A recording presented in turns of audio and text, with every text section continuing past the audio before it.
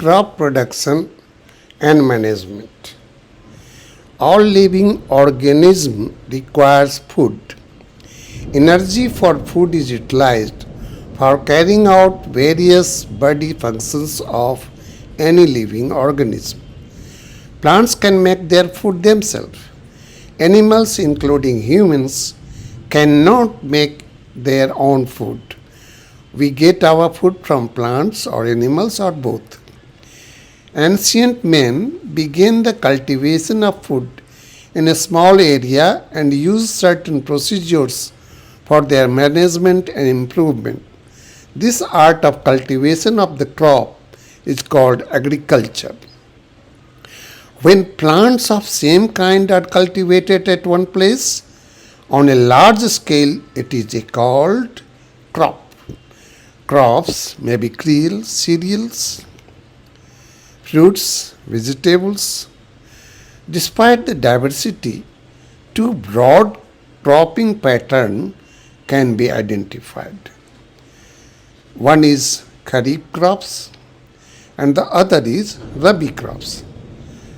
Kharif crops is being cultivated in a rainy season, that is from June to September, like paddy, maize, soybean, groundnut, cotton, etc. And the Rabi crops are cultivated in the winter season, that is October to March, like wheat, gram, pea, mustard, and linseed, etc. This is the agriculture practices. It has preparation of soil, then sowing, then adding manure and fertilizers, irrigation, then the protecting from weeds, then harvesting, and lastly storing the crop. Preparation of soil. One of the most important tasks in agriculture is to turn the soil and loosen it. This allows the roots to penetrate deep into the soil. The loose soil allows the roots to breathe easily even when they go deep into the soil. The loosened soil helps the growth of earthworms and microbes present in the soil. These organisms are friends of the farmer since they further turn and loosen the soil and add humus to it. Soil contains minerals, water, air, and some living organisms. In addition, dead plants and animals get decomposed by soil organisms. In this way, various nutrients in the dead organisms are released back into the soil. These nutrients are again absorbed by plants. Only a few centimeters of the top layer of the soil supports plant growth. Turning and loosening and brings the nutrient-rich soil on the top so that plants can use these nutrients. The process of loosening and turning of the soil is called tilling and plowing. This is done by using a plow. Plows are made of wood or iron, you can see. And then you can see the diagrams, you can see the photos, you know all of them. Are you familiar with these? You may be. Now, the second thing is sowing. For sowing what? The seeds. Those seeds are to be collected and good seeds should be there. Otherwise, whole of our practices, whole of our effort will go waste. So, good seeds are selected, and we can check the good seeds by just putting it in the water, and the bad seeds come up and good seeds settle down. These are some instruments by which we sow the seeds. This sows the seeds uniformly at equal distance and depth. Then comes the adding manure and fertilizers. Condition Continuous cultivation of crops makes the soil poor in nutrients. To make up the deficiency of these nutrients, some substance is to be added in the soil. These substances which are added in the soil in the form of nutrients for the healthy growth of the plants are called manure and fertilizers. What is fertilizer? What is manure? Fertilizer is made in organic salt. It is man-made. Whereas manure, it is a substance from decomposition of cattle dung, plant residues, etc. Fertilizer is prepared in factories, manure is prepared in the field. Fertilizer does not provide any humus to the soil, whereas manure provides a lot of humus to the soil. Fertilizer is very rich in the plant nutrients like nitrogen, phosphorus, and potassium, whereas manure is relatively less rich in the plant nutrients. What is irrigation then?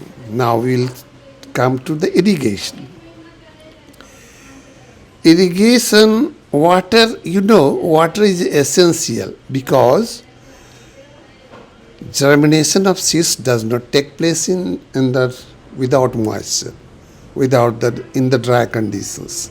Nutrients dissolved in water are transported in each part of the plant through the water itself.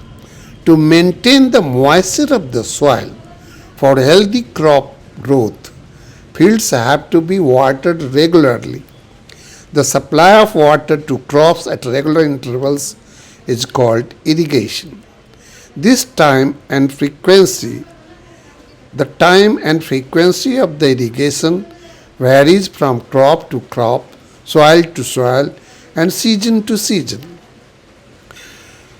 What are the sources of irrigation? The sources of water for irrigation are wells, tube wells, ponds, lakes, dams, canals, etc. Is not it? Two methods of irrigation is there: traditional method and modern method. Traditional methods is where cattle or human labor is used in these methods. These methods are cheaper but less efficient. You can see these diagrams. One is for the so many rahat and this photograph shows many ways of traditional methods. Also you use pumps. Pumps are commonly used for lifting water. It may be diesel, it may be electrical, it may be of biogas, it may be from solar energy. The pumps are mostly utilized for the uplifting the water and for irrigation. Modern methods of irrigation are there. Modern methods of irrigation help us to use water economically. The main methods used are follows: sprinkler system. This system is more useful on uneven land where sufficient water is not available. The perpendicular pipes having rotating nozzles on top, you can see in this diagram, are joined to main pipeline at regular intervals. When water is allowed to flow through the main pipe under pressure with the help of a pump, it escapes from the rotating nozzles. It gets sprinkled on the crop as if it is raining. Then other system is drip system. In this system, the water falls drop by drop directly near the roots, so it is called drip system. It is the best technique for watering fruit plants, gardens and trees. Water is not wasted at all. It is boon for regions where availability of the water is poor. Then comes the protection from weeds. Do you know the weeds? What is that? In a field, many other undesirable plants may grow naturally along with the crop.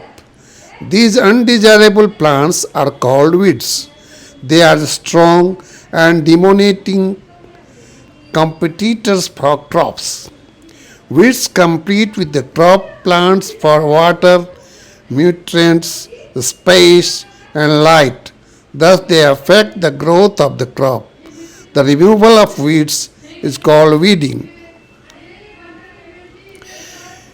The manual removal includes physical removal of weeds by uprooting or cutting them close to the ground from time to time. This is done with the help of khurpi. You see the khurpi here? The weeds you can see in the field. Weeds are also controlled by using certain chemicals called weedicides. Harvesting. The cutting of crop after it is mature is called harvesting. In harvesting, crops are pulled out or cut close to the ground. In the harvesting crop, the grain seeds need to be separated from the chaff. This process is called threshing. This is carried out with the help of machine called combine, which is in fact the harvester as well as thresher.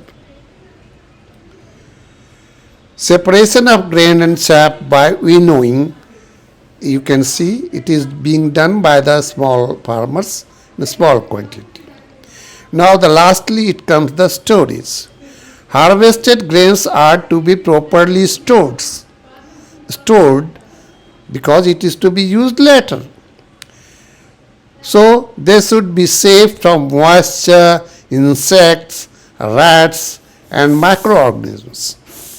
Before storing them, the grains are properly dried in the sun to reduce the moisture in them. Farmers store grains in jute bags or metallic bins. However, large-scale storage of grains is done in the silos and granaries to protect them from pests like rats and insects. Dried neem leaves are used for storing food grains at home. For storing large quantities of grains in big godowns, specific chemical treatments are required to protect them from the pests and microorganisms. Food is also obtained from animals for which animals are reared. This is called animal husbandry. That's all for now. You can question answer later. Thanks.